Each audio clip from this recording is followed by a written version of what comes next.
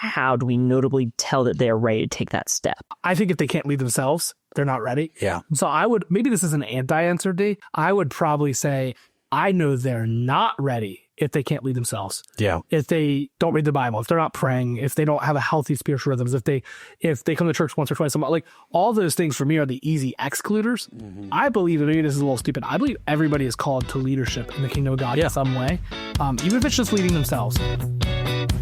Hey, welcome to the Ministry Mix podcast, where we're bringing you real conversations for the souls and strategies of ministry leaders. My name is Phil Gifford, and I'm joined by both my co-host, Richard Pope, and a very special guest, David. I don't actually know your last name, David. Wow. David. Elliot. Oh, yeah. And my Game Boy. And Richard's Game Boy. My dinosaur duck. And his dinosaur duck. Whether you are a seasoned pastor or ministry leader or stepping into leadership for the first time, we're here to share stories, insights, and practical tips to help you lead strategically while caring for your soul. Yeah. In each episode, we'll dive into topics that matter for your mission, your calling, and your personal growth. We're excited to be joined by David Elliott today to talk about the idea of how to scale your ministry. Specifically, the title of this episode is 6 Ways to Scale Your Ministry. Now, this is a new thing. If this is bad, we just won't post it. But we'll still post it. We post in more than 7 episodes. The idea is that we have David here, who is an up-and-coming leader in our church. He's a pastor of our Next Gen ministry. Recently at Canvas, we launched a youth ministry. So he went from doing nursery with 2 kids 4 years ago to kids ministry being upwards of 20 kids at times. And now launching a youth ministry as well. So David's part-time. And I think a lot of our listeners, Phil, will actually relate more to David than us. I know we have tons of listeners who are volunteers, lay leaders, very part-time in their church. So David, you are part-time at Canvas. Now you're a pastor. Yes, and what do you do full time? So I work as what we would call a DSP, or a direct support professional, which is me working with individuals with special needs in a residential site, helping them to have the same autonomy as we do in their day-to-day lives. Just kind of a guardrail to help them make sure they are interacting within their community as normally as you or I. Yeah. Now David's humble. He's actually a house manager. So you have a little bit of management role in your work. Yeah, I manage the general budget of my house, which can be in upwards of between $1,500 to $3,000 a month on average to winter. Yeah, it is. and managing my 2 to 3 clients at a time, and the staff that's there that can be between 4 to 6 people at a time. Yeah. So what I really want to highlight, I think, Phil, is that David is not a full-time vocational minister. And no, this is a knock. David doesn't have a seminary education. He's a dude who felt a call to ministry, who pursued ministry, serves faithfully as a part-time pastor on staff here. For a long time was eligible lay pastor, so working full-time and not being paid by the church. And David's done a good job of leading a church plant with various different environments, and met in a homeless shelter for a while, and he figured out how to do kids in there. But David is in a position where his ministry is growing, and he had some questions. So David, I'm going to read one of your questions, and what I'd love for you to do is then just kind of explain why you're asking that. Like, what's going on that's causing you to ask that, and then me and Phil will do the best to answer, and then we'll end with 6 very practical ways to scale your ministry. So the first question, David, that you had for us was, how fast should you scale a volunteer to a leader? What did you mean by that? So currently in my point at the church, I'm at this point where we're growing in a rapid pace. Like, we've had an exponential amount of growth, and like one of the key indicators of like problems with growing, as we've seen, is like, can our kids ministry or can our next gen ministry catch up to where we need it to be?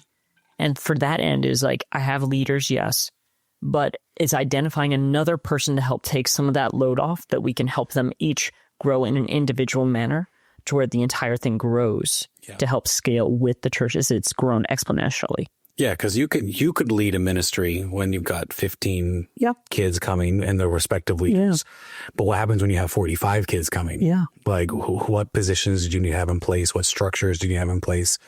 And I think we talked about that in a previous podcast episode, that right now Canvas in a growth season, your systems are breaking. Yeah. And so scaling is scaling across ministries. And then, I think David's role is part of the bigger conversation here we're having. And David, what's interesting about someone who's in a next gen pastor role like David, he pastors the youth. Yeah. He pastors the kids.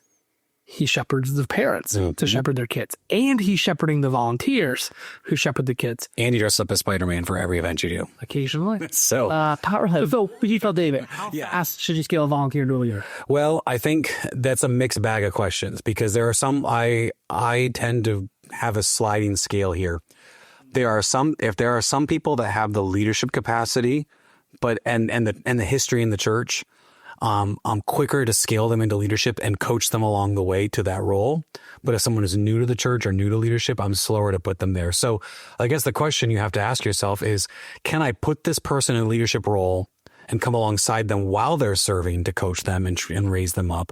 Or do I need to invest in them on the front end and then put them in the role? And that really depends on the person and their experience and their background. Because some people, you throw them on the road and they're going to crash and burn fast if you do it too fast. Others, what they can be okay. Like there are guys in our church I could put in any leadership role. And I can teach them about the role, not necessarily about, being a faithful husband, being a biblical follower of Jesus, you reading their Bibles. So I really do think that's a mixed bag of questions. Like what's the history in their church? And then what is it? So the things I'd want to see, I feel like, at least in our church, about a 6-month trajectory of faithful leadership is about where you can test. 4 months to maybe 3 months, maybe. Are they showing up on time? Are they taking their role seriously? Are they coming prepared? Are they bought into the vision and values of the church? Like how long does it take for you to determine that in a person would be kind of the speed that I would say you're ready to lead? Because if they're there week 1 and they show up, they're like, I want to lead ministry. You don't know anything about how they're going to lead. So I think you need some observable faithfulness where they're at.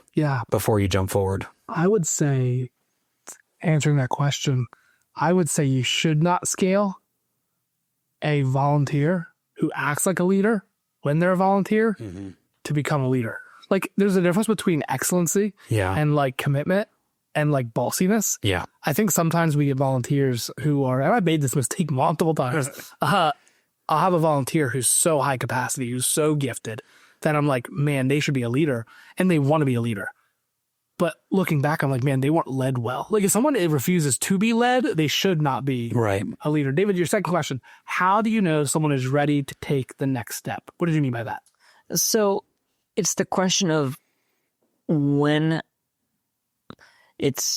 I'm sorry, give me a second here, trying to phrase it well. But the question I'm asking there is like, when is that next step? When do we look and say they're ready to like, when do I present them? Be like, hey, I think that you could do good in this role, X, Y, Z. And like, how do we notably tell that they're ready to take that step? I'll answer this one first, Phil. Mac Lake, I love his timeline. Lead yourself, lead others, lead a team. I think if they can't lead themselves, they're not ready. So maybe this is an anti-answer, D. D is David, that's what I call him. I would probably say, I know they're not ready if they can't lead themselves. If they don't read the Bible, if they're not praying, if they don't have a healthy spiritual rhythms, if they come to church once or twice a month, like all those things for me are the easy excluders. I believe, and maybe this is a little stupid, I believe everybody is called to leadership in the kingdom of God in some way. Even if it's just leading themselves. But if they never lead themselves, if you can't read your Bible consistently, I doubt you'll be able to encourage and disciple believers in reading their Bible. Does that make sense? Likewise, if you can't lead yourself, I don't think you can lead others. You have to look at present faithfulness for sure. What are they doing presently to lead well? I think, I had a really great thought that just completely just got wrecked. No, I don't think. Yeah, man. No, now I'm like totally lost. Now I want to know. I just want my brain. I just want my brain back. Those over 40, it's hard to close. It is hard. It's tough being me for sure. I think at some level they're ready to take the next steps because here's what it was. Sometimes I test leadership. So like, I don't know that you have to have this magic. You were a leader. Yes. You're a volunteer today and you're a leader tomorrow. I don't know. So that that's like, we have to have this magic jump. I think sometimes it's okay to say, what is a micro way that you can test if they're ready for leadership? So what's so in kids ministry example, somebody you think about raising up to being like the lead teacher versus a helper. That's how we break it down. We have lead teacher and we have helpers. So the helpers keep kids alive, make it a fun environment. They do things like that, security, safety, entertainment, whatever. But the teacher really is responsible for the culture of the morning, the lesson for the morning, the teaching content. They drive the ship. Why not give them a piece of that? Hey, this week, will you teach the lesson? Will you do the game? Will you, whatever parts of it? Is there a micro leadership assignment you can give them that you can test the water to see if they're ready to take the next step? Because if they do that well, chances are they're ready to take the next step. That's one way we do it. Hey, would you lead this one small scale micro outreach event? Hey, would you do this for me? So I think finding a way to almost bridge the water is be key. What do you think there, Richard? I think that's good. The last question, David, and then after we answer this, me and Phil are going to rapid fire. We're just going to teach you things, and hopefully it's helpful. If it's not, well, we paid you for this. Look, I'm an avid fan of this podcast. Shameless plug. I listen to it almost every Wednesday when it comes out. When it's here, West. Almost. So yeah. Some things happen. If you're not on a date. David's not married. He's of dating age, so good for him. But keep it Christ-like. Will do, homie. Will do, homie. So third question. How do you know? This is all normal, isn't it? How do you know when to allow a new leader to lead with autonomy? So David, if I could you were saying how do you know when to kind of take your hands off that leader? Yeah. Go. That's a hard question, David. Because I've done that wrong. There is no right answer. There's a lot of wrong answers. Oh, you went not to take your hand off. Well, it's so subjective. You're like, there are people on day one that I can trust. Yeah. And you just don't know that right away. So there's also people on day when you think you can trust. Yeah, and then they don't. Backfires, and you don't know who you know. So here's what I would say. They need to understand, and we're going to get to this in the point. They're going to get us one of our points next. Yeah. When they can articulate and implement the vision and values and strategies of the church without you overseeing it, then you can hand it off. They're making decisions based on values and culture of the church.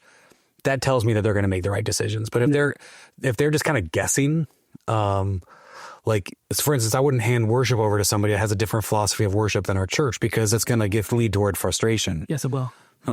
So yeah, yes, it will. Yep. You seem ready for that. Chris Ford has been great. Yeah, Chris is great because he understands the vision. So yeah, so to me that's one of the benchmarks for handing off autonomy to leader, and of course. Again, after I've observed them for a season of coaching, making the right calls and even maybe coachable in the wrong calls. If they're calling me asking for things, then chances are they're ready to be handed off. Yeah, I think I would say a leader's ready for more autonomy when they fight for it. Mm-hmm.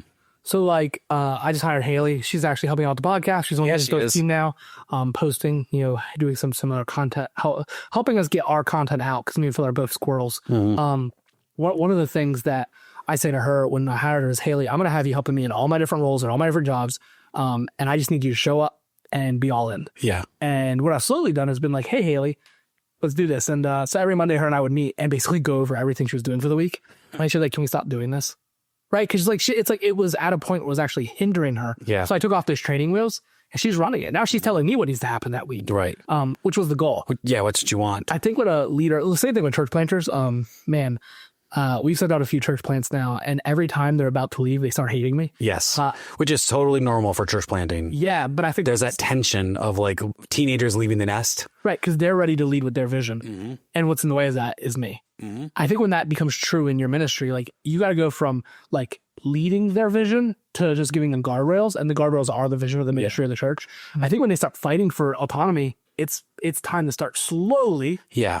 And then here's what's cool. And make sure the heart is right when they're fighting for autonomy. You should have already done that. Yeah, I agree. Right. By the time you get to this point, yeah. But hopefully by the time they're out of the leadership training program, whenever you have it, your church at Canvas, any kids ministry leader, we would call them a deacon. I would do training with them, and then they're given to David, and David's his job is to teach them practicals. We already walk through heart, etc.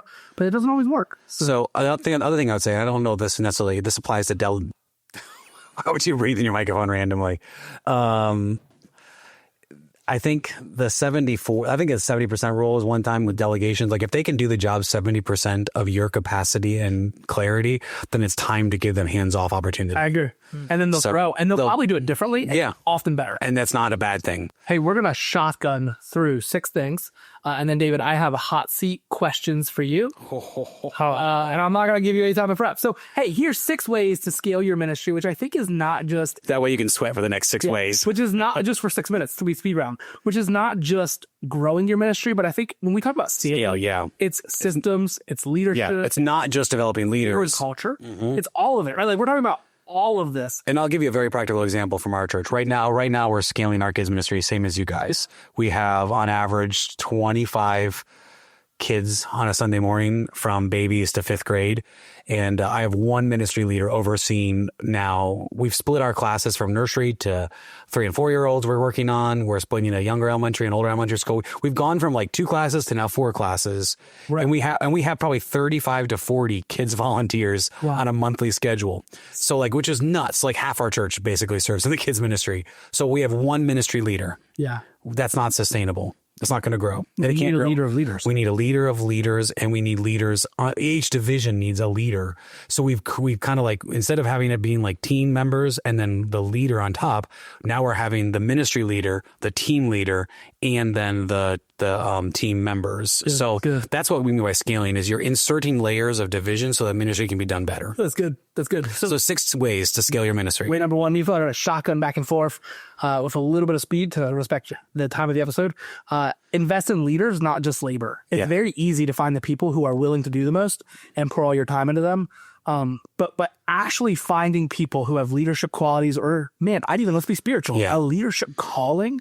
I remember hearing once, I think Eugene Peterson said about church planting, when you're starting a church, you often will look at the people who are willing to do the most and put them in positions of leadership. Yeah. He said you should look for the people who are willing to sit with people the most and put them in positions of leadership. Like you should elevate the shepherd over the doer. Yeah. Well, it's just easy because you need to get stuff done. So they become the easy buttons for you. But they're also the ones who burn out, blow up.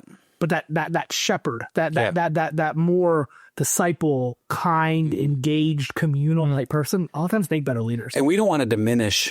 I don't want to diminish any churches based on size or attendance here at all, because I think that it takes all strokes. Because they're medium. Yeah. But I do think, like, when you look at the average church in America, it's under 60 now. It's 60-ish.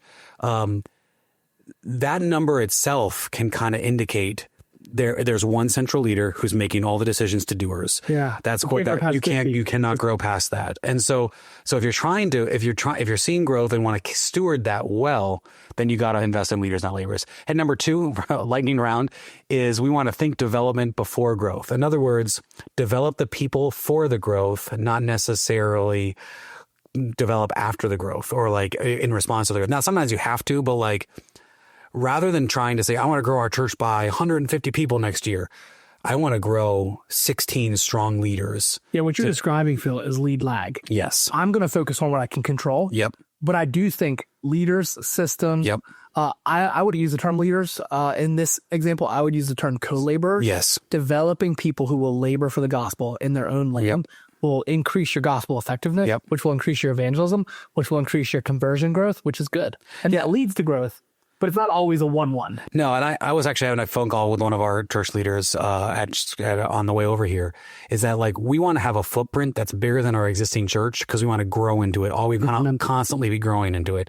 So what's the next shoe size, if you will, for us that we need to think about? You should always be working on the systems for the next size church. Exactly. Next one is systematize what's already working. Man, there's some things that we just do in ministry. A mentor of mine, Jamie Caldwell, I remember he was telling me, we were talking about greeters, and he's like, no, just do church. Yeah. And eventually what Jamie realizes when he says just do church, that comes as a pastor's kid who has years of being in church.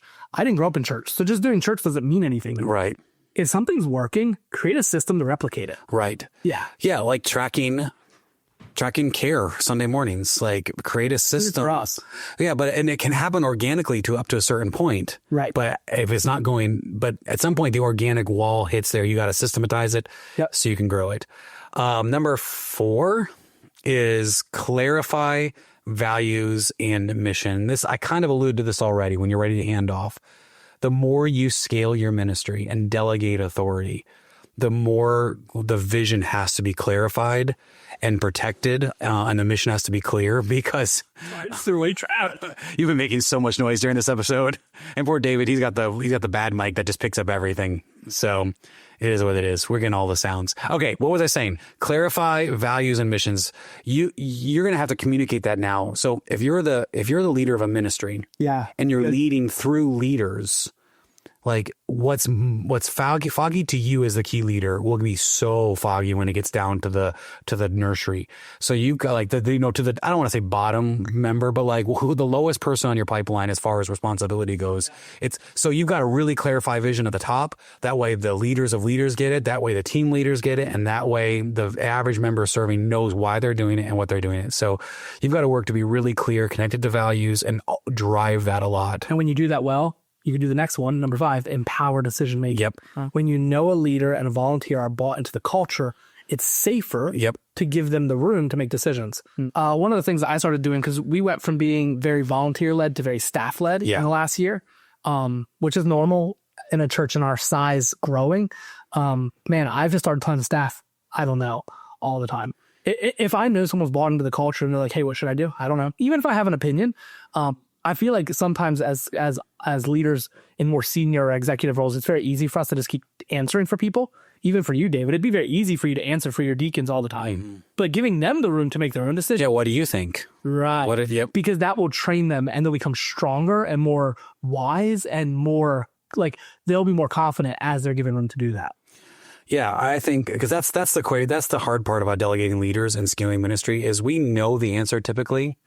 Or we think we know the answer, but we don't do anybody justice if we just give them the solution. Last one. Yeah, last one is make sure that you guard culture. Yeah, it's huge. It's very similar to values and mission, but I think this is actually a bigger thing, is what kind of culture do you want your team to have? Yeah. What kind of ways do you want your leaders to lead? What kind of experience do you want people to have when they come to your church? Like, the bigger your church gets and the bigger your ministry gets, the more you are a protector of the experience and culture than even the doer of the work. Like, yeah, it's good. I'd probably even say you're 50% culture infuser and like not nearly as much in the weeds of the ministry. So for instance, worship leading, to go back to the picking on worship leading, if I defined the culture of our worship team and the culture of our worship, then I can delegate and I can scale worship leaders who may be totally different personalities and giftedness and capacity, but they're gonna fit within the culture, so it's gonna feel right and be right. Yeah. So you got to really guard culture as a leader. Hot seat letting now, David. Yeah. By the way, what was before we go to the hot seat? What was most helpful for you? Those 6. My first question. Oh, geez. So, Question number 1: what was the most helpful thing we said? so for me, it's the culture thing. Unscripted. Culture thing. Okay, keep going, David. So for me, it's the making sure we sustain the culture. Because like my goal when I look at what our kids ministry is in line with the Canvas's vision of creating more disciples, my vision that comes out of that is like I want our youth, their families to be able to have a knowledge to like exude what it means to create the next disciple, to create more and more and more. So I think that them having the knowledge to help make informed decisions about their faith is a giant thing. So culture for me is a giant matter.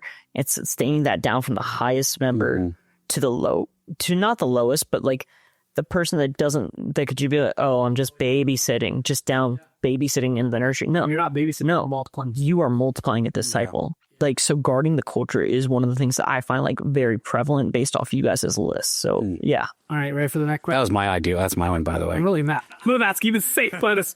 What's your favorite superhero? Oh man, There is the important question. Though. Gotta be Captain America or Cyclops. Pick one. Oh, Yeah, when you pick, the other one dies. Whoa. This is aggressive. Captain America. Oh, poor Cyclops. What did he ever do to you? How does he die, though? That's the question. No, that's not how he died. Hey, third question, another super serious one. What is your favorite like resource thing you've used in kids ministry that other kids ministry leaders should check out? So for me, a big one that I enjoy using, and like it's come through like we just recently transitioned into using a curriculum down there. for our kids ministry. So one of the things that I found most helpful for our resource was like every week via Lifeway's, shameless plug, Lifeway, thank you. Gospel Projects, Lifeway, Stuff. Yeah, they come with a podcast. They have a 10-minute podcast that helps me go through that week's lesson. He doesn't listen anymore. I listen, both. They don't come on an app. They're breaking down the episode. Yeah, they're breaking down really our day, like that thing, to where it's like, hey, this might help do X, Y, Z, but like this is where like you should look through when you're studying your scripture the week before. That's a great scaling tool. Like it helps. That's great for you to empower your volunteers. Yeah, like I tell them, like listen to the podcast. It's 10 minutes. Yeah. That is you hanging out like first thing in the morning, going to the bathroom. I have 3 more questions. You just talked about potty time. I've got questions too, but I'll let you ask the questions first. Lord. My next question. What is your favorite anime since you're an anime kid? That's of course, yeah. What's your favorite of Dragon Ball Z. Classic. What is your favorite type of food? These are the serious ones. Well, greasy Chinese food after a long Sunday. Like How greasy? like American style Chinese food, if that makes sense. Okay, I'm like, where do you find? I'm looking gooing greasy Chinese food in Salisbury. All right, so last question. This is another really kind of silly, easy one. What is the biggest mistake you made in kids ministry you wish you could go back and fix? Basically, the serious question, easy question. Oh, that's tough. I have made enough mistakes very early on. Right, so have I. So there was one time communicating with a parent that their child had was not allowed back for like a couple weeks, and like I communicated that terribly, that like it had to involve our executor faster. Yeah. It wasn't even her kid. That's the funniest part. You bit one too many kids in nursery, you're out. Exactly. Yeah, that was what it was. Oh, just kidding. Bit too many kids. What would you have done differently if you could go back on that? Yeah. So I probably would have tried to do more of a sit-down meeting, because I had to send it over a message because our schedules could not line up. It was the worst combination of everything. Like that is the worst thing that's happened to me, and I actually still kind of feel bad about it to this day. And now I try to make sure to it's a phone call to a parent, but like, hey. Yeah. So it's yeah. Bad day reports were born out of that. Well, let me ask you 2 questions. One serious, one not so serious. So which one's first? Okay. What is your biggest barrier to scaling right now? As you're thinking about scaling this ministry, what's one barrier that you're just up against and trying to think through? So currently, as your viewers and listeners know, I'm not viewers. Sorry.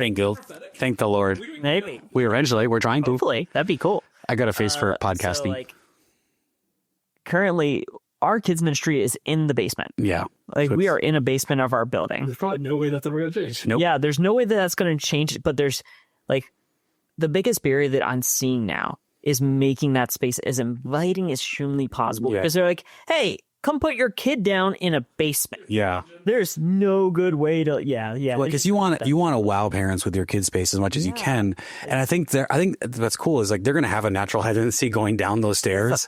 But when you get on that landing pad and it's set up well, that's what you want. You want to wow them when they get down there. I've been blessed with a volunteer that took time out of her life. She approached. You can say her. Oh, yeah. So Greta Greenwald, awesome videographer for those that need it for their weddings. Cool. Okay. Or church. There you go. Whatever.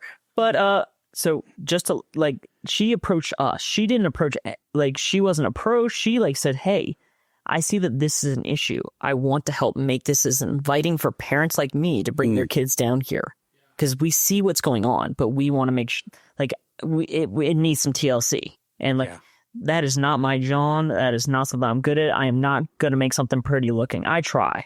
It's not my skill set. Yeah. So she pressed in and helped you out. Well, that's a perfect example of things we talked about. Someone that's taking the initiatives, that's seeing a need and ready to meet it. And how much oversight did you give her of the creative space there? Barely. See, scaling. Yeah. You let it, but she knew the vision and values of the church and the mission down there, right? I remember for 2 years. What's your last question about? Who's better at Fortnite, Phil or Richard? I'm going to abstain. Nope. No abstaining. No, we paid you for this episode. Who's better? You can caveat, but who's better? Hey, look. Nope, you got to answer. Wait, no, there's a better way to ask this. If you are in an up-close, sweaty fight inside of a house... That's not a question to ask. Who do you want, me or Phil? Hey, who's most likely to die first, me or Richard? Who's going to get more kills, me or Phil? Guys, the answer... Who would you rather play with, me or Richard? I don't know. But like, no, like, Broke you know his who's brain. gonna die first in the house? I'm dying first in the house because I'm a Phil, there's human shield. a different way to That's my ask this job. question, okay? I'm going to ask two questions. Okay. Question number one, you answer both at the same time. Who would you rather have in an up-close fight with lots of people jumping around? And question two, who would you rather have in a mid-range fight? End of game needs to be clutch. It's Richard for one, Phil for second. Yeah, that's the right answer. Like, Me and Phil I'm are sorry. equally good depending Like, on the situation. Yeah, it's the situational I just part get a of lot it. more kills. My KD ratio is double his. No, it's not. Yeah, it is. It's 11.5 right now. Whoa! I'll hang out with a nice 75 deaths a game. Like, I know my skin. And who's most likely to spend money to get us back alive? David. David and Brad. Yeah. Or Brad. All right. Can't not have Brad in an episode. Oh, Can't not man. talk about Fortnite in an episode, apparently. Oh, here we almost go. got a whole episode without. We had to ask that question. David's on the line. Hey, thanks for tuning into this episode of the Ministry Mix podcast. If you found today's discussion valuable, make sure you hit the subscribe button so you don't miss any episodes. We'd love it if you join our Facebook community, if you'd follow us on Instagram or Facebook, ministry.mix. And check out the group me for conversations like this one. Yep, be a part of the conversation. And who knows, maybe you'll be the next person in the hot seat. The hot seat. We need like one of those little like radio fun noises. Hey, until next time, keep leading with purpose and caring for your soul. Roar!